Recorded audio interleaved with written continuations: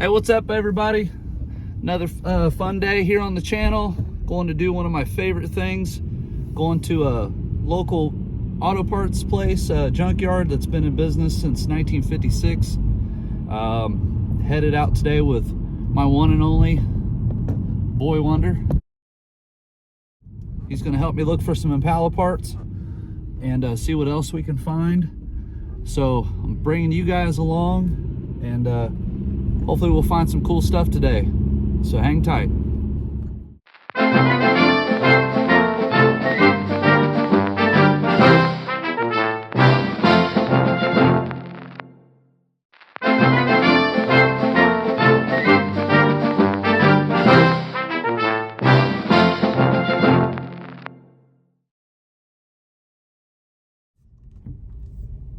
All right, so we finally made it. This place is way off the beaten path. You can call it a holler if you want, but this place has been here, like I said earlier, since 1956. I came here a lot as a kid and got to talk to the original owner of this place. And I tell you, the crazy thing that stands out in my mind from what I remember him telling me is that most of the vehicles that's in here, like pre-1970, drove in here, which is just mind-boggling, because you think about all, as you'll see, there's Cadillacs, there's trucks, there's buses, I mean, you name it, there's a little bit of everything. As a matter of fact, when I was a kid, there was actually a Yenko Stinger in this place, which those of you who don't know anything about Don Yenko, do yourself a favor, go look him up. His work with Chevrolets in the 60s, with drag cars and big block race cars and stuff like that. Yeah. So anyways, yeah, so a lot of this stuff actually drove into this place and then was subsequently parted out. There's Mustangs, there's Camaros, there's 442s, there's GTOs. I mean, you name it, there's a little bit of everything. So what I'm gonna do is we'll get up here to where we enter this place, which is super sketchy. I don't want to wig out the old lady that runs this place now, because the original owner's passed away. So I'm going to turn this off, and I'll turn it back on when we get in the yard, and we'll talk about what we're looking for. All right guys, so we're back in Starks. So it's probably going to be a trip down memory lane for a lot of the video, but I am here for actual parts. But long story short, this is a 57 Chevy. I remember coming here as a kid and this car was like complete and was still a whole car. If I only knew, you know, back then what I know now, I would have probably tried a lot more to save a lot of these things. So what we're after today, so you guys that have followed on the channel, seen my video of the Pitbull rear end. So the way the Pitbull rear end works is he has a wishbone that's not like a traditional wishbone. It's actually closer in design and function of like a 58 Chevy. No, that what we're looking for is not really down there, but we might take a walk down there. But anyways, his wishbone design is like a 58 Chevy, which if you look at a 58, it actually has two brackets that bolt to the center section of the frame. And so I have my stock banana bar, but I need to convert it over to the Pitbull style. So I only have one bracket for the passenger side, and I need to get another bracket for the driver's side. And I know there's Impalas here. Like I've said in my earlier videos, I had a 63 and I used to come here when I was a kid to get parts. Yeah, my son's pointing out stuff like this. Hang tight, getting a phone call. I'll be right back. Sorry about that, I was getting a phone call. So my son was pointing out this Camaro, which, you know, if you're my age, it's like, okay, no big deal. But, you know, understanding like my son's age, he's 13. That's just, it's crazy to see these cars. They're not used to it. This is a Mach 1. It is? I thought it was a Fairlady. No, that's probably like a 71 to 73 Mach 1, I guess. Not a Hearst. That's a boat tail Rivy. No, that's a Cadillac limousine. Oh. And that is a Chevy Corsica. Woo! So anyways, long story short, had my 63, came here quite a bit as a kid. Of course, my Malibu, there's G-bodies everywhere in this place. But the sad thing is that most of these cars that like were running and driving when they got brought in here are now pretty picked over. I don't know, somebody let the cat out of the bag about this place about 15 years ago, and it's pretty much been like full rummage sale ever since. And you know, to say all the good cars are picked over, yeah, I mean, I guess you could say that. But there's still some stuff left here, which we'll see. What do you got? Laser. Yeah, a laser. What happened to all these cars? There's a Fox body. What? Yep. Looks like it might have been a T-top car, Says possibly. Mustang on the handle. Yep, Mustang. Sweet. That van actually was pretty cool. It was like a 70s custom van on the inside. It had a full like crushed velvet interior and everything when I was a kid. There's a lot of El Camino. Yeah, but this place, so being that it opened in 56, there was a lot of cars like Model Ts here, Model As, and then, you know, obviously 30s, 40s cars like that guy. I mean, they just litter this place.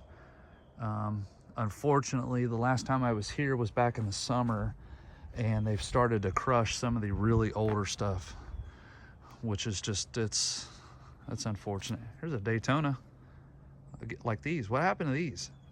You don't see these anymore either. Lincoln.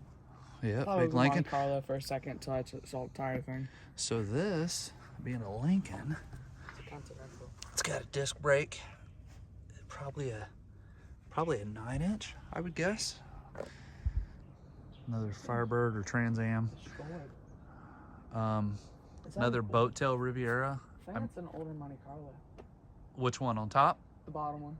That's a Riviera. Oh. A boat tail? Yeah. Like Joe Ray's Dress to Kill, that car.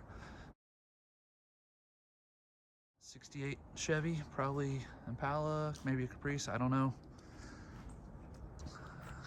Ford Escort. Yeah. Dude, those go hard. Yeah, they do. Escort GTs were the bomb back in the 90s. Yeah. So I'm gonna take a break. We're gonna get to our destination looking for the Impala stuff. And I mean, just look, guys, stuff is everywhere. All right, so bring you back soon. Yeah. So I couldn't resist the opportunity. This is probably going to happen a lot today, so just bear with me. This is an Olds Toronado. For those of you that don't know, this was Motor Trend's Car of the Year in 1966.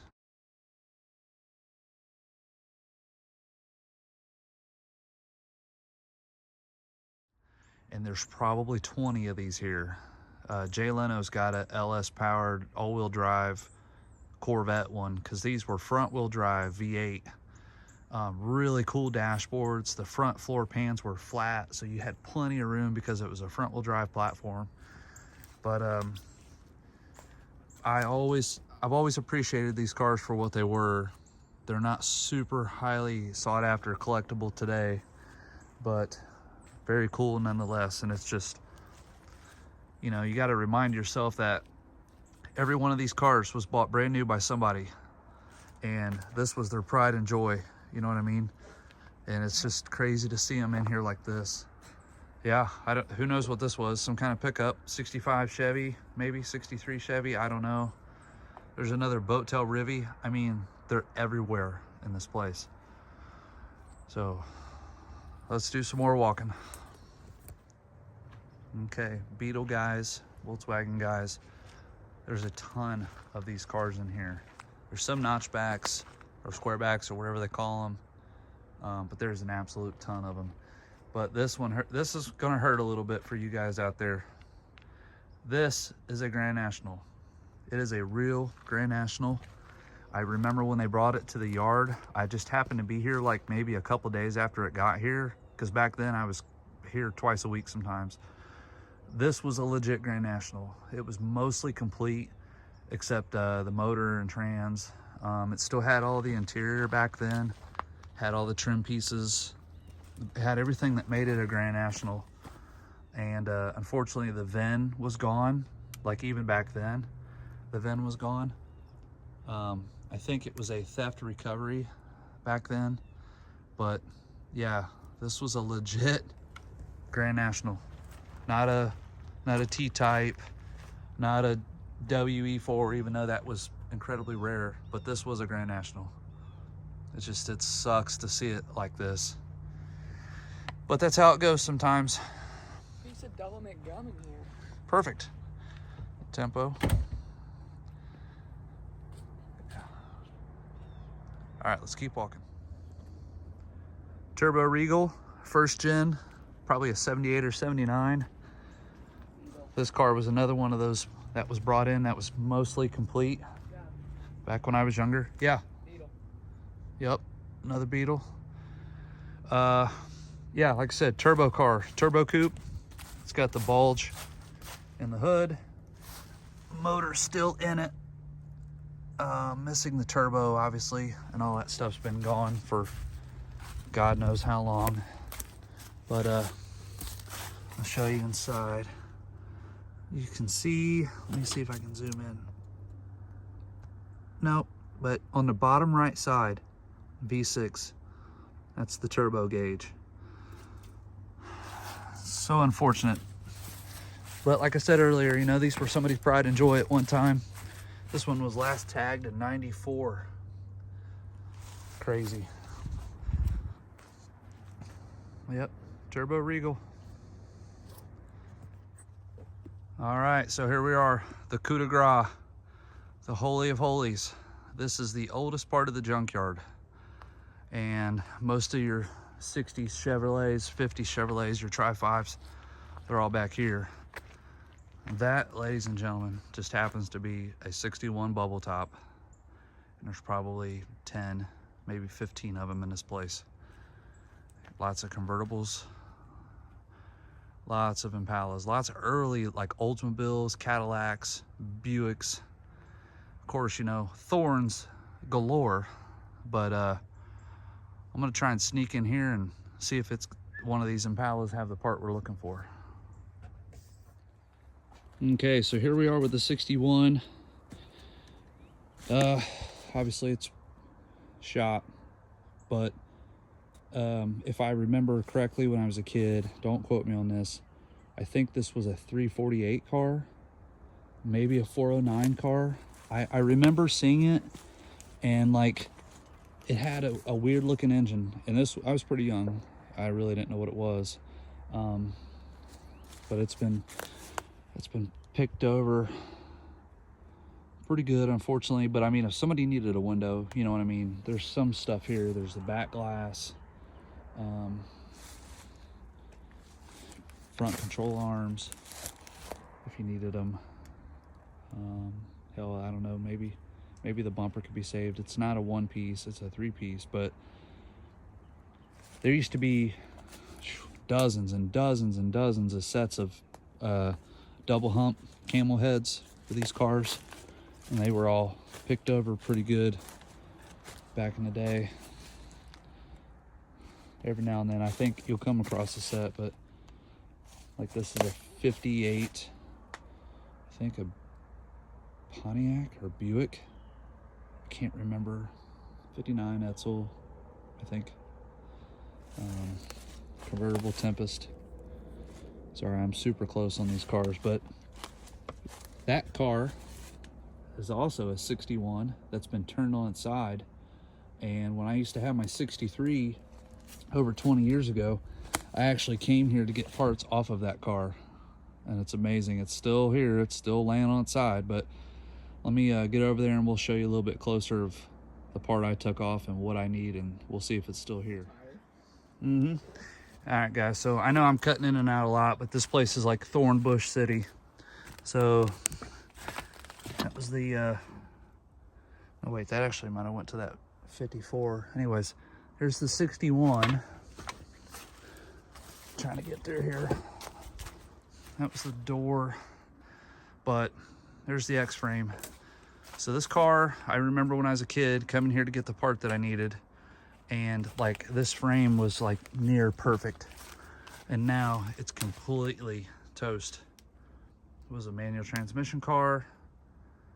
Can't remember if it was a straight six or what, but the dash is almost complete in this car. I don't know the whole backstory. I think this car was actually involved in an accident, like it was hit on the front passenger side, and it's been like this ever since I was in my teens. Actually, so there's the bracket I need. That guy right there. The odds of me getting that off are probably pretty slim, but I'm gonna try because that's the most accessible one in the yard. I don't remember any other 58 to 64 cars that are tipped over like this or are off the ground. So let me throw a wrench on these and see if I can break these bolts loose and try and get you set up on a tripod.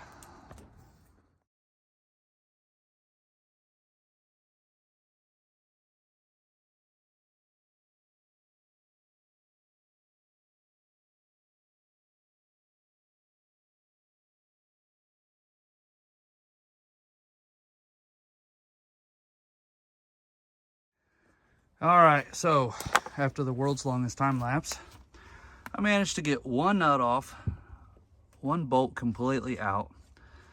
Of course, the head of said bolt that is still on there is completely rusted off on the back side of that bracket, and I didn't bring a grinder.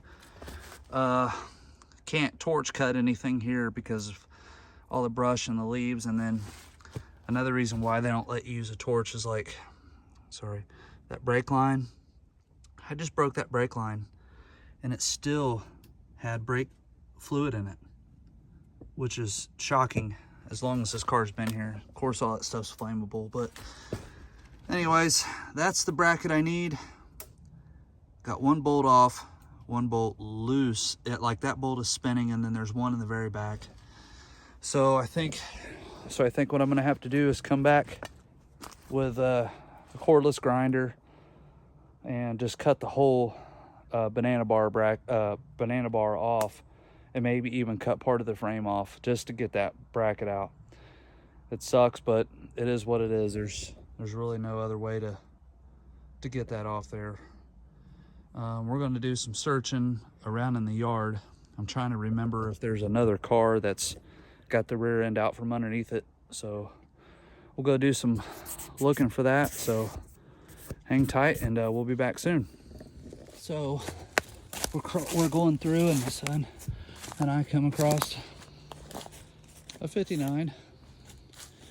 Yeah, it's a 4-door. I don't know if it's a Bel Air or what it is, but you can tell by the wing, cat eye tail light. Of course, the other tail light's missing, but it's pretty wild to see. This would have had the bracket that I'm looking for, but unfortunately, I don't think I'm getting in there to get it out. See if it was a V8 car or a straight 6 car. You can see the dash in there, seats, steering wheel. I mean, I'm sure some of these parts are still somewhat usable for some folks. Okay, so this was a V8 car. Don't know. Biscayne. I don't know if it was a 283, 327, or somebody could have swapped it out for a later model. Yeah, I think that's later model. Looking at the cylinder head, I don't believe those are early Chevy. I think those are like a 350 head or something. But it does not have accessory holes, so it's older. Like provisions for alternator on the driver's side. Still got the generator manifold though. If this was a Power Guy car, I need the kick down linkage off the back. Let me pause this here real quick and see if I can clear off some of those leaves and see if my bracket's in there that I need. All right, so I cleared off some of the leaves. See if I focus. Nope, not gonna focus. Unfortunately, it was a 3-speed manual car that somebody put the V8 in that had the power glide, that has the bracket that I need, but it is completely wasted and rusted to the block. So keep on moving. So let's keep going. All right, so we're walking not even 5 feet from where we just were. Another 61 bubble top. Don't know if it's an Impala or Bel Air, but was a V8 car. Just for ha-has. Let's see what it was. And it looks like we have a Bel Air, just like Mortski's. If anybody on YouTube hasn't heard of Mortski, look him up. M-O-R-T-S-K-E, I think, Mortski. Awesome channel. He just pulled one of these out of a field. Well, it's probably been a year now, but he pulled it out of a field and is completely rebuilding it. So Mortski, if you ever see this, buddy, there's another one out in the wild. But let's see if there's anything in the trunk. Let's see if I can even open the trunk on this car. Okay, some trim, used coil. Not really much left that's salvageable, but it was a V8 car, so let's go up front and see what V8 we're looking at. 57 what? Chevy. Buick? Chevy. Or Chevy? Chevy. Oh man, that's sweet. So it's still got the back glass, not that it would be any good. It's got some side glass. Of course, the interior's absolutely shot. It looks like it would have the bracket down there in that little hole that I would need, but unfortunately, I can't get in there to get it out. Let's see if I can sneak through here. Chevelle. All right. So that would appear to be a 283 possibly, because it does have a side motor mount, so it's not a 265. Nobody would have swapped that in. It's hard to know if its numbers matching or not. I guess we could try to look at the VIN, but I don't know. But so it's either a 283 or a 327. I don't really know for sure. Does it have a power glide? I believe that is a 3-speed. I could be wrong. I know it's not focusing, guys. Sorry about that. It's kind of hard to tell. What, buddy? Have a nice tray. That's what I'm talking about. Another Buick. Later model, like a 66, 67. Oh, that's a Grand Sport. Oh, man, that's sweet. All right, see if we can find something on here I can use. Hang tight. All right, so we're leaving Starks now. I tried everything I could to get that bracket off. Unfortunately, I couldn't get it off because I don't have the right tools, but I did talk to the ladies that own this place. I believe they're 2 sisters, daughters of the guy that originally owned it, and they said, yeah, come back next time, bring your cut-off wheels or whatever, but you know, obviously can't have torches in a place like this, but it is the right bracket. So she told me like 10 bucks. So I'm gonna come back and get it next time. Hopefully maybe by this weekend. We're having some unusually warm weather here in Ohio, so hopefully next time I come out here it'll be just as nice. But are you able to see that? Hold the camera up a little bit.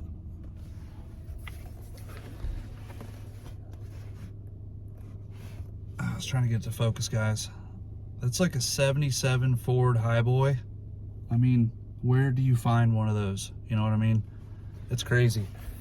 It's crazy that stuff that's in this place. A lot of it's obviously, you know, been picked over, but there's still parts here. You know, you got a 58 whatever, and you need a really unique bracket that's just hard to buy or hard to find, and you can't find it online to buy it, it's places like this that still have that kind of stuff. So I'm gonna come back, I guess, and try and get it in the future. Or if somebody out there that's watching this has a 59 to 64 that they're parting out, or has parts left over from a build where they changed to like a 4-link or something, if you have that bracket that I'm talking about, please hit me up. You know, if it's in better shape, then obviously I would want that one, but I was going to try and make this one work and save it from the scrapyard. But if somebody out there in YouTube land's got that bracket that I need, please feel free to hit me up. I'm also looking for Power Glide kickdown linkage. It's pretty unique. I'll have to add a picture somewhere in this video of what I'm looking for. But if somebody's got that, please hit me up. I need that too. So now I think we're gonna get some lunch. It wasn't a total loss. I got to spend some time with this guy here today and look at some classic cars. So I'll bring you back here shortly for the speak on topic. So I had to show you, I'm in downtown Miamisburg, and today wasn't a complete and total loss because we got Hamburger Wagon. These are the best little hamburgers God has ever made on this earth. And is it good? Got some chips and a drink. So yeah, got about a dozen of these things. We're gonna enjoy these. Miamisburg, can't beat it. So this place has been in this area since at least 1913. And when I talk about a hamburger that's to die for, this is the only one. But you can see the line for this place. Yeah, that is all the time to get these hamburgers. And they are freaking delicious. So there you go. Just wanted to share. All right, so we just made it back home. I wanted to show everybody the bracket that I'm actually talking about and why it's important, and why I was looking for it. So the stock Impala would use this bracket. This is my factory one off my frame. Of course, it's right off the frame before I sandblasted had the frame sandblasted. This is what we were trying to get today. Obviously, I couldn't get it. I'll show you where it actually mounts up. So it would have been right here on the lower portion of the frame. And the 58s use 2 of these. Let me flip this around, do a little bit better. So like I was saying, the 58s do 2 of these. The 59 through 64s only used the 1. There are actually no holes here for the same bracket, so I'll have to drill those holes, which is fine. And the reason I'm needing 2 of them is because on a pit bull style rear end, his wishbone has 2 provisions for 2 brackets. So this is very, very similar to a 58 style. You know, because the 61 through 64 would have had the 1 place to mount. So I need the one that goes on that side. So that's what I'm looking for. I know Hoppo's has aftermarket ones for their Y bones. But I just thought, you know, I'd go to the junkyard and see if I could salvage one off a car. I mean, this one's in pretty good shape. It just needs, you know, cleaned up and sandblasted and painted. And when it comes to these cars, or pretty much any car in general, I'm all about trying to save stuff from the junkyard if I can. So that's kind of what I was after today. I found the one I need, obviously, but I'm going to go back. I got to get the other tools. Definitely a battery-powered cutoff wheel grinder, and yeah, go back after it. While I'm on the topic of parts, if anyone needs a stock Impala 59 through 64 rear end, hit me up. I've got one close to Dayton, Ohio. So if you're 70, 75, that would be I-70 and I-75, sorry. Kentucky, Indiana, somewhere here in Ohio. If you want to come get this thing, I'll make you a sweet deal on it. Just hit me up. It's non-posi. I don't know the gear ratio. Couldn't tell you. I never drove the car, but it's there. I have the other bar that goes with it, the lower control arm if you need it. But yeah, there it is. I'll make you a killer deal. So, I did a little 15-second little update yesterday on YouTube, just one of the YouTube shorts. I had this thing out in the street so I could spin it around, because the way my garage is set up is I've got one dedicated outlet for my welder, but with my welding setup here, it only reaches so far. So I've actually got to take this whole thing outside, flip it around, and then bring it back in to do different parts. And there was a couple things I wanted to touch up on the chassis yesterday, on the back side. Just some things I've noticed that I could have done a little bit better, so I went back and touched them up. But yeah, that's pretty much where we're at. And I did work on those guys a little bit, just kind of going over them with the grinder. I still have not welded in the power balls yet, because I need to have this mocked up before I weld anything solid on these, because power balls are expensive. Well, not really super expensive, but depending on how you look at it, they're about $100. So I want to have the rear end bracketry, which I tried to get today, in the frame, bolt the rear end in the frame before I weld anything up on power balls. So, and then what was the other thing? Oh, I know I said something about doing front upper control arms, my A-arms. That is coming, I promise you. We are very, very fortunate right now to have weather that's not snowing and not freezing cold. Like, it's like upper 40s right now. So I'm outside messing around. So I'm hoping to start those, and it looks like the weather's going to be somewhat decent. So we'll see how far I can get. But yeah, so that's where I'm at right now. Let me get this thing set up, and we'll do our speak on it topic for this video. Be right back.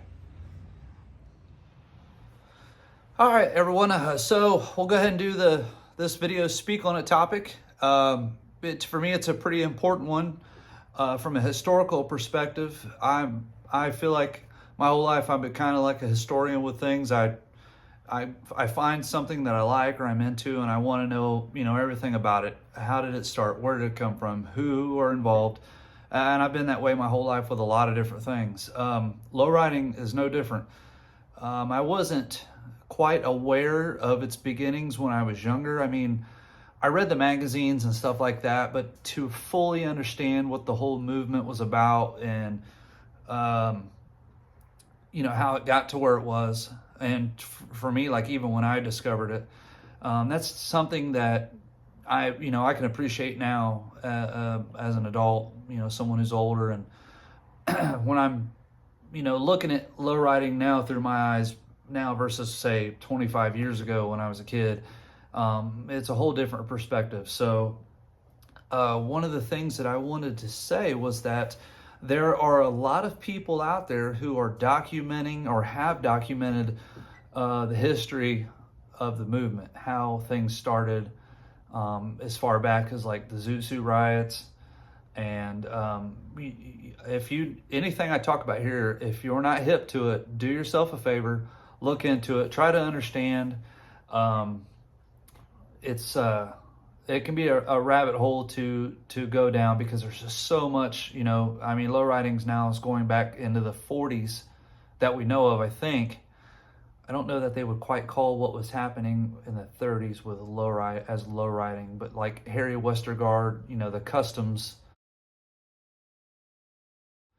Anyways, it's a whole nother thing. Anyways, what's going on now with the people who are documenting this stuff? There's people out there who spend their entire careers getting this stuff on paper, getting it wrote down, getting interviews.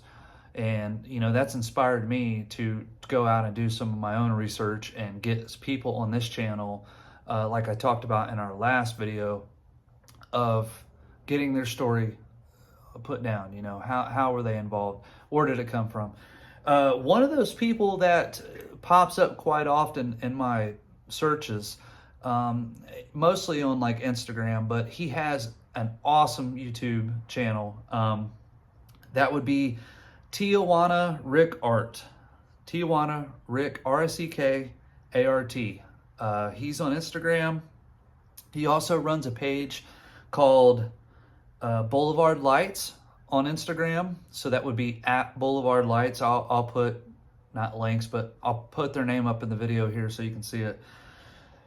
On Boulevard Lights, he says, one-of-a-kind sound to light wall art and accessories based on the color bars of the past. Handmade by Tijuana Rick Art. So yeah, he does color bars. He's really into like color organs, which younger folks, or maybe, you know, guys my age or ladies my age who don't remember that stuff or have never quite seen it. Color bars, you know, go in these cars, these lowriders.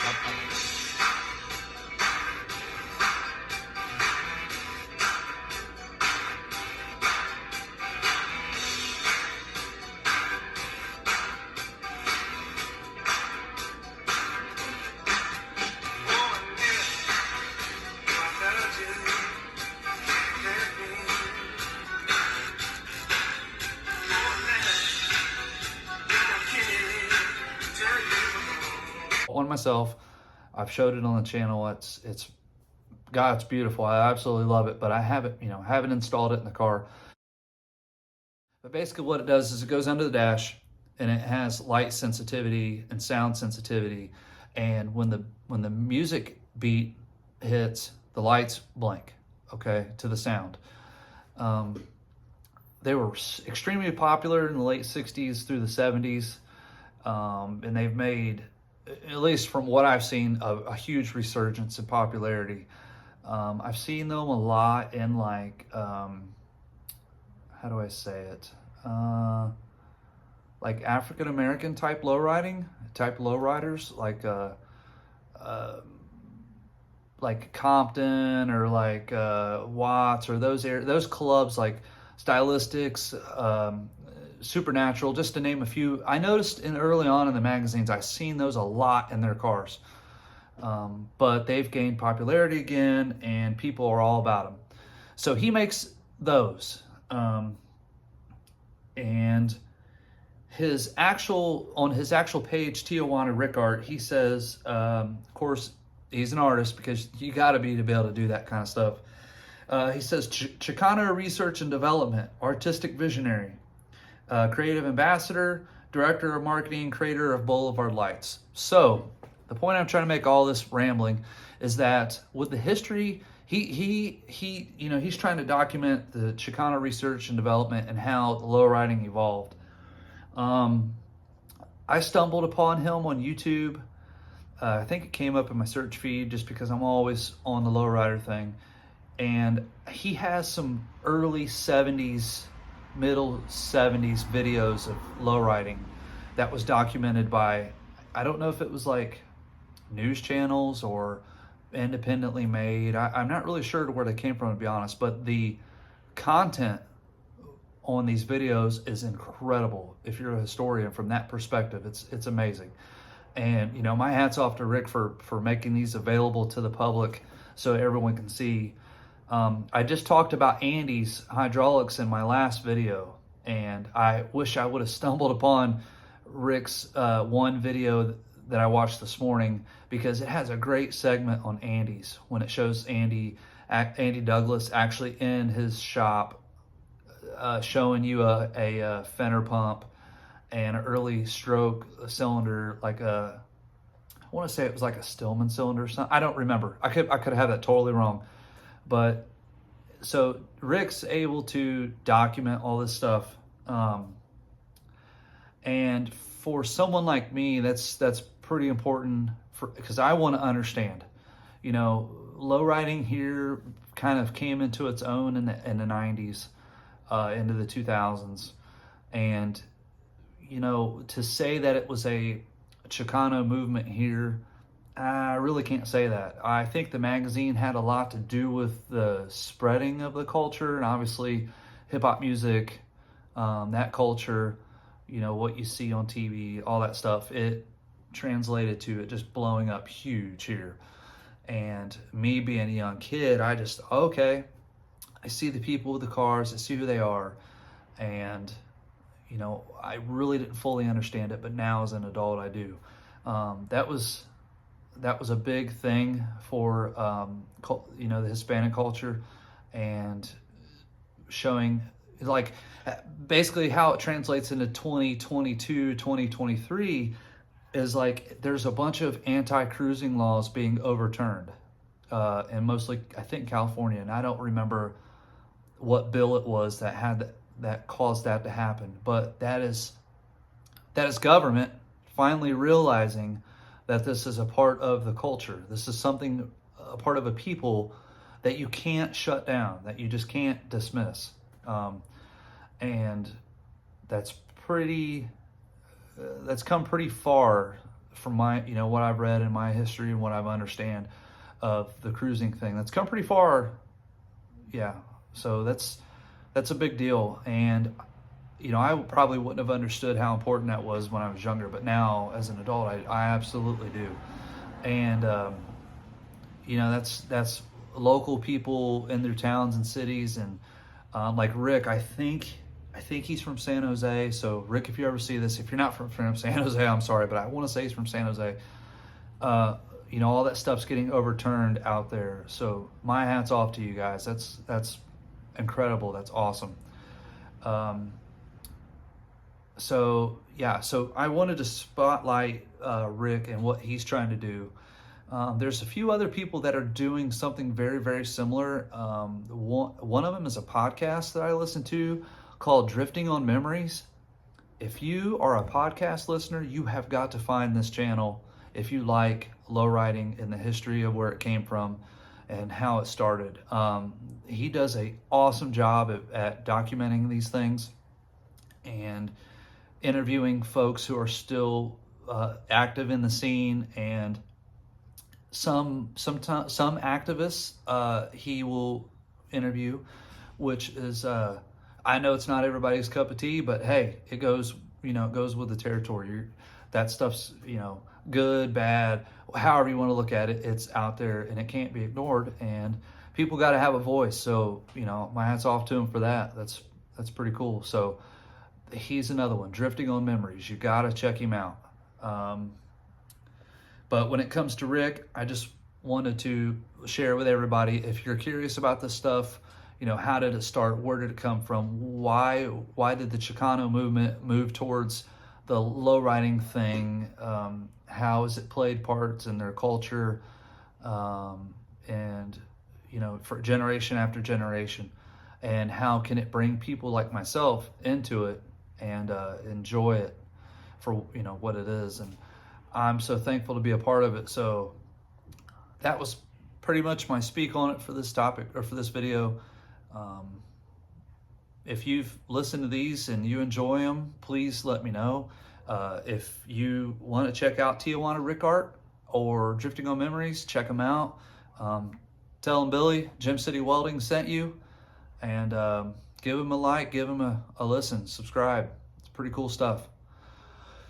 And as always, thank each and every one of you for liking, sharing, and subscribing, and look forward to doing more of these. So even though today wasn't a big win when it comes to this right here, I'll find one. If somebody's got one out there, give me a shout, let me know, and let's hook up. I could certainly use the bracket. So until next time, take care, Happy New Year, and we'll see you on the next video. Peace.